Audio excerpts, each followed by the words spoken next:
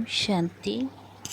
आज 25 मई 2022 की बाबा की साकार महावाक्य। प्यारे बाबा बोले, मीठे बच्चे, नींद को जीतने वाले बनो, रात को जागकर ज्ञान चिंतन करो, बाप की याद में रहो तो खुशी का पारा चढ़ेगा। प्रश्न है, भारत में अनेक छुट्टियाँ होती हैं, लेकिन संगम योग पर तुम्हें एक सेकंड भी छुट्टी नहीं मिलती, क्यों? उत्तर है, क्योंकि संगम का एक एक सेकंड मोस्ट वैल्यूबल है। इसमें श्वासों श्वास बाप को याद करना है, रात दिन सर्विस करनी है। आज्ञाकारी वफादार बन याद से विक्रम विनाश करके इज्जत के साथ सीधा घर जाना है। सजाओं से छूटना है, आत्मा और शरीर दोनों को कंचन बनाना है। इसीलिए तुम्हें एक सेकंड की भी छुट्टी नहीं। गीत। हमारे तीर्थ न्यारे हैं। ओम शांति। बच्चे जानते हैं कि तीर्थ यात्रा दो प्रकार की होती है, एक रूहानी, दूसरी जिस्मानी। घाट भी दो प्रकार के हो गए हैं, एक तो नदियों के घाट है, दूसरा फिर तुम बच्चों के नए नए सेंटर्स अर्थात घाट बनते जाते हैं। पूछेंगी कि कानपुर में ज्ञान अमृत पीने व ज्ञान स्नान करने के कितनी घाट हैं, तो कहेंगी 4-5 घाट है। एड्रेस भी सब घाटों की डाली जाती हैं।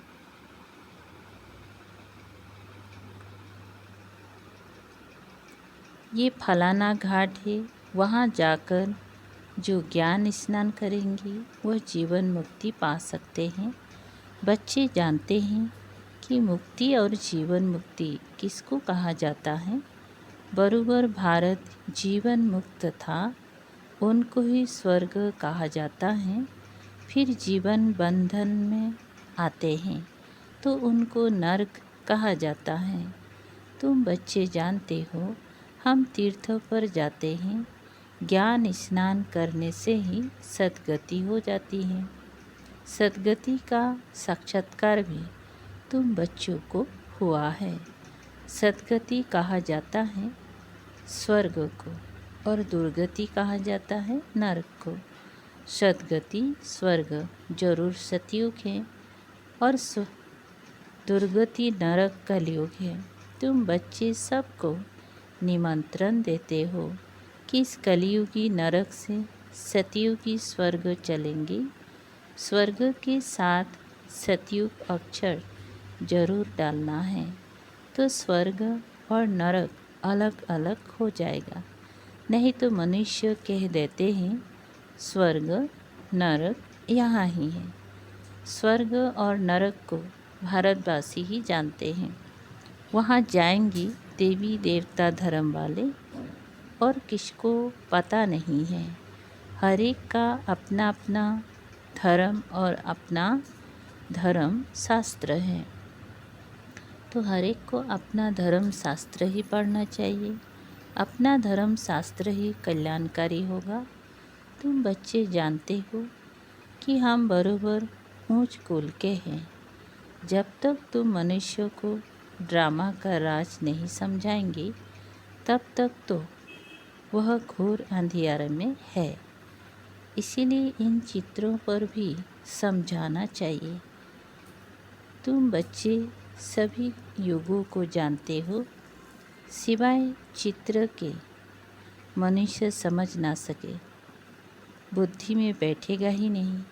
तुम स्कूल में बिगर नक्शे किसी को बताओ कि फ्रांस इंग्लैंड यहाँ है, तो बिल्कुल समझेगा नहीं।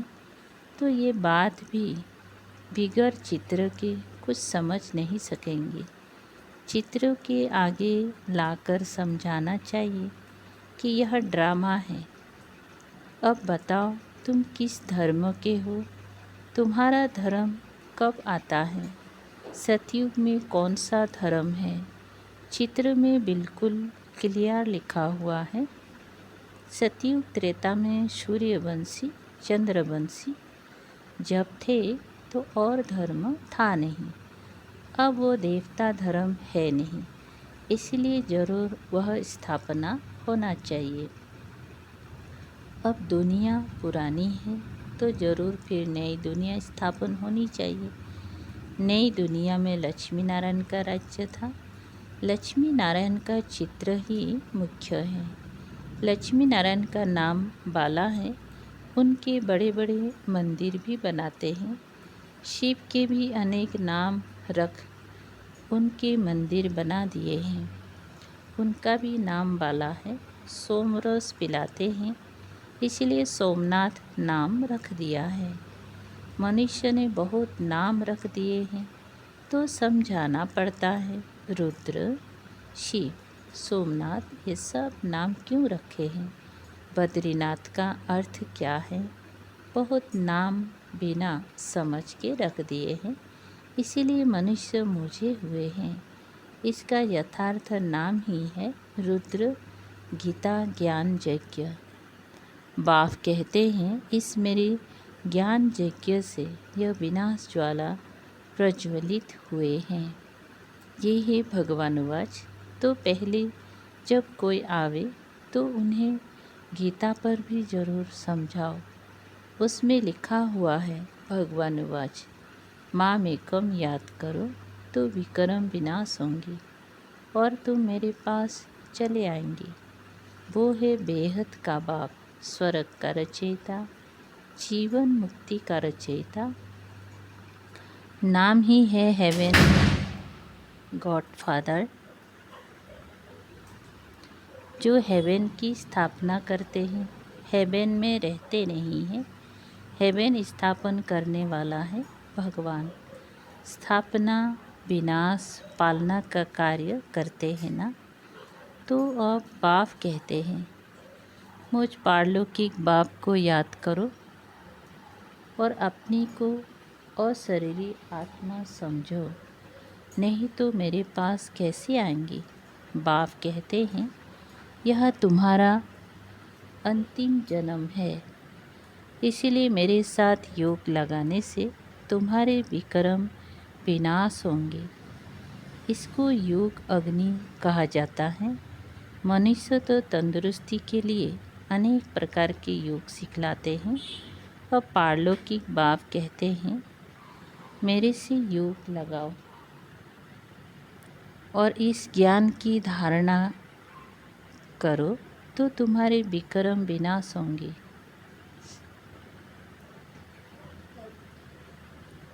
और फिर मैं तुमको सतयुग वैकुंठ की बादशाही दूंगा, तो मानना चाहिए ना।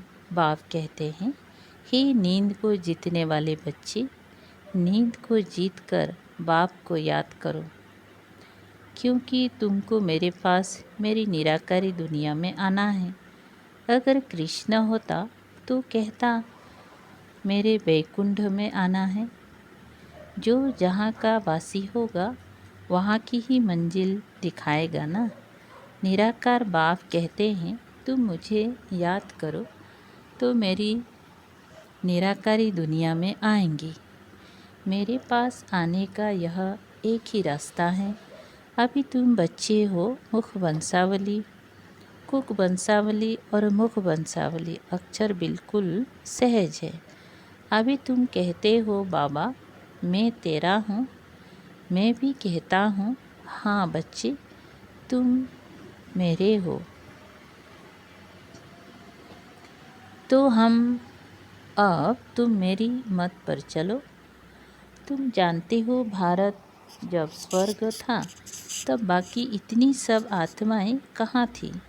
मुक्ति धाम में। वहाँ है ही एक धर्म, इसीलिए ताली बजती नहीं, लड़ाई झगड़े का नाम नहीं। ये लोग भल कहते हैं तो हम हिंदू चीनी भाई भाई, परंतु है कहाँ? ये तो लड़ते रहते हैं, गाते हैं पतित पावन सीताराम, तो ज़रूर खुद पतित हैं तब गाते हैं। सतयुग में तो है ही पावन दुनिया, तो वहाँ ऐसे नहीं गाएंगी। ये पतित दुनिया है तब गाते हैं। पावन दुनिया कहा जाता है सतयुग को। पति दुनिया कहा जाता है कलयुग को। ये भी मनुष्य समझ नहीं सकते हैं कितनी मलिन बुद्धि है। हम भी समझते नहीं थे। तमो प्रधान बुद्धि होने से सब भूल जाते हैं। बाप कहते हैं तुम बिल्कुल बेसमझ बन पड़े हो। तुम कितने समझदार थे।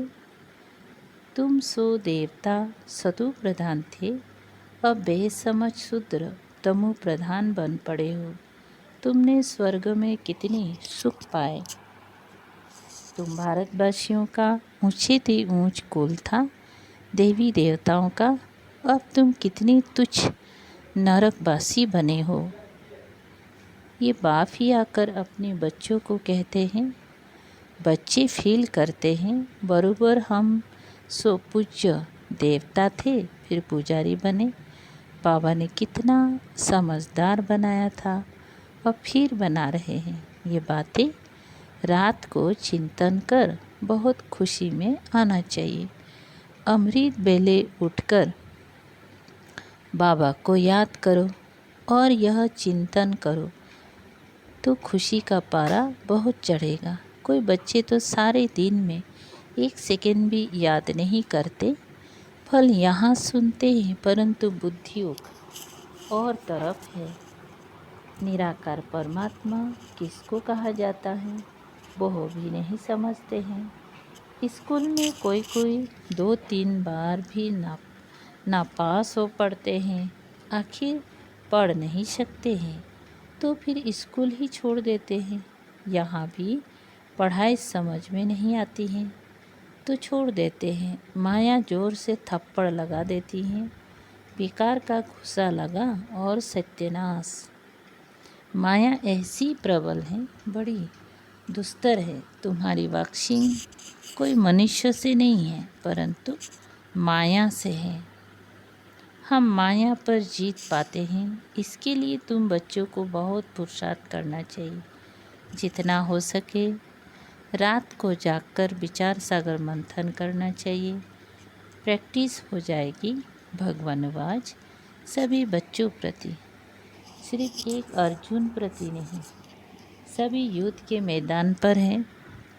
बाप सभी बच्चों को कहते हैं बच्चे रात को जागकर मोस्ट बेलव्ड बाप को याद करो तो विक्रम विनाश होंगे और ज्ञान की धारणा भी होगी, नहीं तो जरा भी धारणा होगी नहीं। अगर मेरी आज्ञा का उल्लंघन करेंगी, मेरे को याद नहीं करेंगी तो बहुत सजाएं खानी पड़ेगी। ईश्वरीय डायरेक्शन मिलते हैं ना। मैं तुम्हारा बहुत मीठा मीठा बाप हूँ। मेरे को याद करने से तुम मेरे पास आ जाएंगी। सजा खाकर फिर आना ये तो ठीक नहीं है। सीधा आने से इज्जत मिलेगी, इसीलिए मेरी आज्ञा का उल्लंघन मत करो। आज्ञा ना मानने वाले को निंदक कहा जाता है। यह है सच्चा बाबा, सच्चा सतगुरु, तो उनकी आज्ञा माननी चाहिए ना। शिव बाबा तो बहुत मीठा है। आत्मा और शरीर दोनों को ही कंचन कर देते हैं।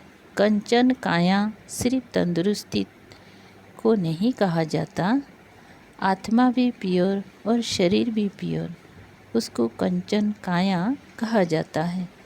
देवताओं की कंचन काया थी, अभी तो सबकी किचड़े की काया है।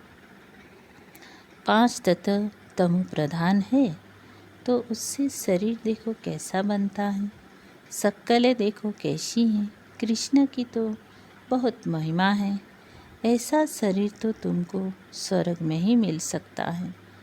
अभी तुम फिर सो ऐसा देवता बनते हो तो मुख्य बात है रात को जागकर याद करेंगे तो प्रैक्टिस पड़ेगा। नींद को फिटाना चाहिए। प्रैक्टिस करने से सब कुछ होता है। धंधा धोरी रोटी बेलना पकाना आदि सब प्रैक्टिस से सीखना होता है ना। बाप को याद करना भी सीखना है। जिसको सारा कलप भूले हो, अब उस बाप को याद करना है तो बाबा खुश होगा, नहीं तो कहेंगे ये वफादार फरमान बरदार बच्चा नहीं है, फिर बहुत सज़ा खाएंगे। उनकी तकदीर में मार है। यहाँ कोई थोड़ा भी किसी को गुस्सा करते हैं तो बिगड़ते हैं, वहाँ धर्मराज सज़ा देंगे, फिर थोड़ी कुछ कर सकेंगे। जैसे जेल में गवर्नमेंट बहुत मुफ्त का काम कराती है, कोई बिगर मेहनत जेल भुगते हैं, कोई को मेहनत करनी पड़ती है। तो धर्मराजपुरी में भी जब धर्मराज सज़ा देंगी तो कुछ कर नहीं सकेंगी। अंदर समझेंगी कि हमारे ही दोष है, तब तो सज़ा मिली है। ये भी फील करेंगी कि हमने बाप का फरमान नहीं माना है, इसलिए सज़ा मिलती है। इसलिए बाबा कहते हैं जितना हो सके मुझे याद करो।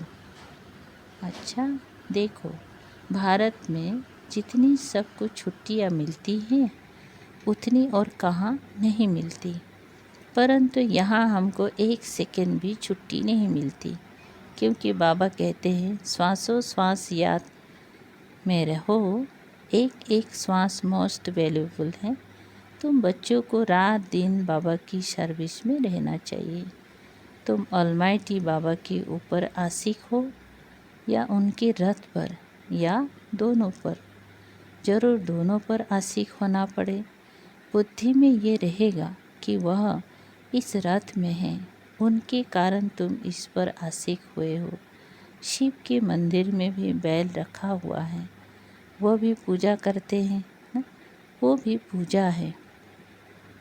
कितनी गुह्य बात है ना, क्या बोलते हैं, बैल रखते हैं ना शिव का मंदिर, वो भी पूजा जाता है। कितनी गुह्य बातें हैं जो रोज़ नहीं सुनते, वो कोई ना कोई बात में मिक्स कर देते हैं। रोज़ सुनने वाले कभी फेल नहीं होंगे, मैनर्स भी अच्छे रहेंगी। बाबा को याद करने में बहुत बड़ी प्रॉफिट यानी फ़ायदा है। फिर उनसे भी बड़ी प्रॉफिट बाबा की नॉलेज को याद करना, योग भी प्रॉफिट, ज्ञान भी प्रॉफिट। बाबा को याद करने से तो विक्रम विनाश होते हैं और पद भी ऊंच मिलता है। जहाँ बाबा रहते हैं वो है मुक्तिधाम, ब्रह्मलोक। लेकिन सबसे अच्छा है ये ब्राह्मणों का लोक। ब्राह्मण जनेऊ जरूर पहनते हैं, चोटी भी रखते हैं, क्योंकि बाबा हम ब्राह्मणों को चोटी से पकड़ ले जाते हैं। अच्छा, मीठे मीठे शिकलदे बच्चों प्रति माता पिता बाप दादा का याद प्यार और गुड मॉर्निंग। रूहानी बाप की रूहानी बच्चों को नमस्ते। हम रूहानी बच्चों की रूहानी बाप दादा को याद प्यार गुड मॉर्निंग और नमस्ते नमस्ते। शुक्रिया बाबा, थैंक यू बाबा। सार है एक, शरीर और आत्मा दोनों को कंचन बनाने के लिए बाप को याद करने की आदत डालनी है। कभी भी आज्ञा का उल्लंघन नहीं करना है। 2, पढ़ाई के समय चेक करना है कि बुद्धि इधर उधर भागती तो नहीं है। कभी भी पढ़ाई मिस नहीं करनी है। माया की बख्शिंग में हार नहीं खानी है। वरदान, सर्व आत्माओं को शुभकामना की अंजलि देने वाली सच्ची सेवाधारी भव। विस्तार है, सिर्फ वाणी की सेवा ही सेवा नहीं है, शुभ भावना शुभ कामना रखना भी सेवा है। ब्राह्मणों का ऑक्यूपेशन ही है ईश्वरीय सेवा। कहाँ भी रहते सेवा करते रहो, कोई कैसा भी हो, चाहे पक्का रावण ही क्यों ना हो। कोई आपको गाली भी दे तो भी आप उन्हें अपने खजानों से शुभ भावना शुभ कामना की अंजलि दो, तब कहेंगी सच्ची सेवाधारी। स्लोगन, पवित्रता ही ब्राह्मण जीवन का मुख्य फाउंडेशन है। धरत पर ये धर्म ना छोड़िए। अच्छा, ओम शांति।